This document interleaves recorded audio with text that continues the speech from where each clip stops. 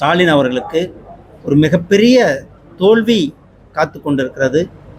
2026 தேர்தலில் தமிழக மக்கள் ஒரு பெரிய பேரிடையை அவர் கொடுக்க போகிறார்கள். மக்கள் திமுகவை வெளியில் அனுப்புவதற்கு தயாராக இருக்கிறார்கள். மக்கள் திமுக மேலே ஒரு மிகப்பெரிய கோபத்தில் இருந்து கொண்டிருக்க. இன்றைக்கி நான் சத்தியமங்கலம் ஃபாரஸ்ட் பக்கம் போயிட்டு வந்தேன். அவர் சொன்னார் சமூக நீதி விடுதின்னு.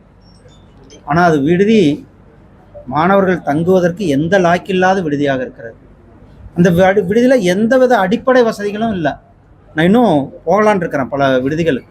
ஏன்னா நான் ஏற்கனவே SC/ST கமிஷனுடைய வைஸ் சேர்மனாக இருக்கும்பொழுது பல விடுதிகளை பார்த்துருக்கேன்.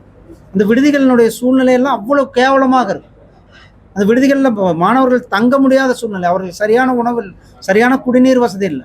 ஆனால் அதுக்கு பேர் சமூக நீதி விடுதிகள்னு பேர் மட்டும் மாற்றிருக்கிறார்.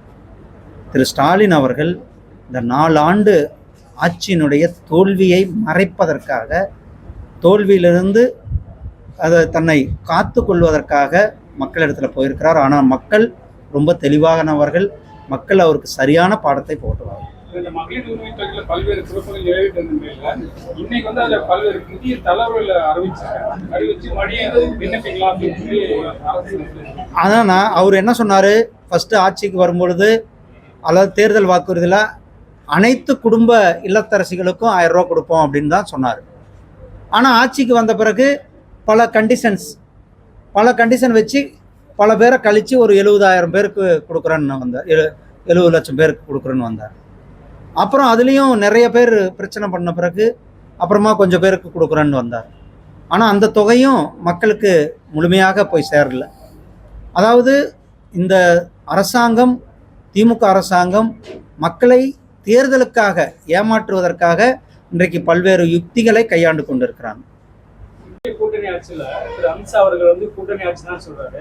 எடப்பாடியார் வந்து தனித்து நாங்கள் தான் ஆட்சி அமைப்போம் அப்படிங்கிறாரு. ஒரு முரண்பாட்டான. ஆனால் இதுக்கு எல்லாமே எங்களுடைய மரியாதைக்குரிய திரு அமித்ஷாஜி அவர்களும் மரியாதைக்குரிய திரு அண்ணன் எடப்பாடி பழனிசாமி அவர்களும் இதற்கு பதில் சொல்லிட்டாங்க. அவங்க சொல்லுவாங்க. இதில் தொடர்ந்து இந்த கொஸ்டினை வந்து ஏன் கேட்குறீங்கன்னு எனக்கும் தெரியல. இதற்கான விளக்கங்களை சொல்லிவிட்டார்கள்.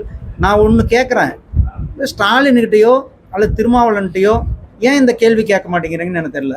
அல்லது தினந்தோறும் கம்யூனிஸ்டுகள் வந்து திமுகவை விமர்சனம் செய்து கொண்டிருக்கிறார்கள். அவர்களுடைய ஆட்சியை விமர்சனம் செய்து கொண்டிருக்கிறார்கள். திருமாவளவன் தினந்தோறும் கேள்வி கேட்டு கொண்டிருக்கிறார்கள். அது வைகோ அவர்கள் அந்த கூட்டணியில் இருக்கிறாரா இல்லையா என்பது தெரியாத சூழ்நிலையில் இருந்து கொண்டிருக்கிறது. அவர்கள் கூட்டணியை உடையிற சூழ்நிலையில் இருந்து கொண்டிருக்கிறது. அதையெல்லாம் யாருமே கேள்வி கேட்க மாட்டேங்கிறீங்க தான் இருக்கிறது. காமராஜர் பிறந்த நாளைக்கு நீங்க அவருக்கு மரியாதை சொல்லுங்க. நாம் தமிழர் கட்சி சீமான் போயிருக்காரு. அவருக்கு அதுக்குண்டான இது இல்லாம பிரதான கதவை அடைச்சிட்டு அவர் ஒரு குற்றச்சாட்டு. நம்மளுடைய தலைவர்கள் போற்றப்பட வேண்டும். அனைத்து தலைவர்களும் நம்மளுடைய தமிழ்நாட்டிற்காக, தமிழ்நாட்டினுடைய வளர்ச்சிக்காக மரியாதைக்குரிய திரு காமராஜர் அவர்கள் பெரும் பங்காற்றியிருக்கிறார்கள். அப்படிப்பட்ட தலைவருக்கு புகழஞ்சலி செலுத்துவதை யாரு கூட தடுக்கக்கூடாது. நன்றி. டாஸ்மாக் பணியாளர்களுக்கு 2000 பிளஸ் அந்த 10 ரூபா ஜாஸ்தி இருக்கிறவங்களுக்கு 1000 ரூபா அப்படின்னு சொல்லி 20 ஊதிய உயர்வு வந்து தமிழக அரசு அறிவிச்சிருக்கீங்கன்னா அது ஒரு சர்ச்சையாக இருக்குங்க. டாஸ்மார்க்கு பொறுத்தளவுக்கு மிகப்பெரிய ஒரு ஊழலினுடைய கூடாரமாக இருந்து கொண்டிருக்கிறது. இந்த தமிழ்நாட்டினுடைய மக்களை சீரழித்து கொண்டிருக்கிறது இந்த டாஸ்மார்க் நிறுவனங்கள். இந்த டாஸ்மார்க் அரசாங்கம் வந்து ஒரு பள்ளிக்கூடத்தை கட்டணும், அரசாங்கம் ஒரு மருத்துவமனை கட்டணும், அரசாங்கம் ஒரு நல்ல அடிப்படை வசதிகளை மக்களுக்கு செய்து கொடுக்க வேண்டும். ஆனால் அதையெல்லாம் விட்டுவிட்டு அரசாங்கம் சாராயத்தை விற்று கொண்டிருப்பது ஒரு மிக கேவலமான ஒரு அரசாங்கமாக தான் இந்த அரசாங்கம் இருந்து கொண்டிருக்கிறது. இதிலிருந்து அவங்க என்ன சொன்னாங்க, நாங்கள் ஆட்சிக்கு வந்தாருன்னா படிப்படியாக டாஸ்மாக் கடையில் குறைப்பண்ணார். ஆனால் அவர் குறைச்ச மாதிரி தெரில. அது பதிலாக மக்கள் வேண்டான்னு சொன்னால் கூட அந்த ஊரில் போய் திறந்து கொண்டு தான் இருக்கிறார்கள். அதனால் டாஸ்மார்க் என்பது இன்றைக்கு மக்களை சீரழிக்கின்ற ஒரு அமைப்பாக தான் இருந்து கொண்டிருக்கிறார்கள். பள்ளிகளில் பாவடிவில் இருக்கை அமைக்கிறதுக்கு தமிழக அரசு. ஆனால் அது பல்வேறு கருத்துக்கள் சொல்கிறாங்க. இது மாணவர்களுடைய கழுத்து அதெல்லாம் அவங்க எல்லாம் யோசிக்க வேண்டும். இந்த அரசாங்கம் எதையும் யோசிக்கிறதே இல்லை. மாணவர்களுடைய இந்த எப்படி ஒரே நேரத்தில் இப்படி வாத்தியார் அங்கே இருப்பார், திரும்பி பார்த்தீங்கன்னா அவருடைய கழுத்து வலி, இதெல்லாம் சின்ன வயசில் அதெல்லாம் பல விஷயங்கள் இருக்குது. எல்லாம் மருத்துவர்களுடைய ஆலோசனைப்படி அல்லது நிபுணர்களுடைய ஆலோசனையெல்லாம் பெற்று எது செஞ்சாலும் செஞ்சுதான் நல்லது. தமிழகத்தில் அதிர்வலை ஏற்படுத்தின ரிதன்யா தற்கொலை வழக்கு வந்து ரொம்ப ஸ்லோவாக நடந்துட்டு அவங்க பெற்றோர்கள் தரப்புல புகார் தெரிவிச்சு. தமிழகத்தில் காவல்துறை இயங்குகிறதா என்பது ஒரு மிகப்பெரிய கேள்விக்குறி. தமிழகத்தினுடைய காவல்துறை தமிழக முதலமைச்சரினுடைய கட்டுப்பாட்டில் இல்லை. காவல்துறை தன்னுடைய கையில் வச்சிருக்கிற முதலமைச்சருடைய கட்டுப்பாட்டில் இல்லை. அதுதான் இப்போ நடந்துகிற பல்வேறு சம்பவங்கள். சாதாரண மனித மக்கள் காவல்துறையில் போய் கம்ப்ளைண்ட் கொடுப்பதற்கே இன்றைக்கி பயமாக தான் இருக்கிறது. திருத்தணி பக்கத்தில் ஒரு கர்ப்பிணி தாய் கம்ப்ளைண்ட் கொடுக்க போனவங்கள காவல்துறை அடிச்சிருக்காங்க.